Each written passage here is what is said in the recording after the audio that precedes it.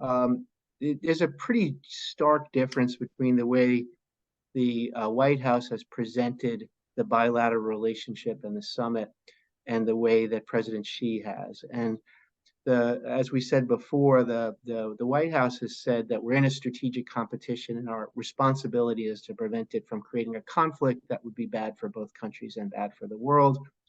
And I think the Chinese side has rejected that narrative or that optic and said that strategic competition should not be the starting point for discussions of our relationship. And we should seek broader, more positive relations. And they suggest abstractly that we could have more cooperation. And we saw some hints of cooperation coming out of this summit. On climate change, there's a commitment to create more renewables and maybe cooperate in creating more renewables for energy.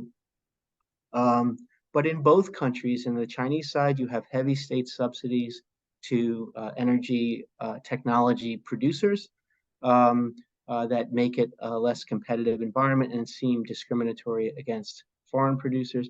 And in the United States, we have the Inflation Reduction Act, which is a very large effort to try to create green production at home, which I'm sure many Chinese companies and Chinese leaders see as discriminatory against the importing of Chinese technologies.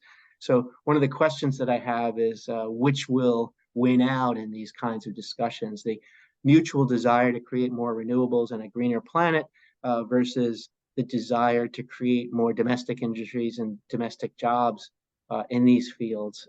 How much cooperation can you really get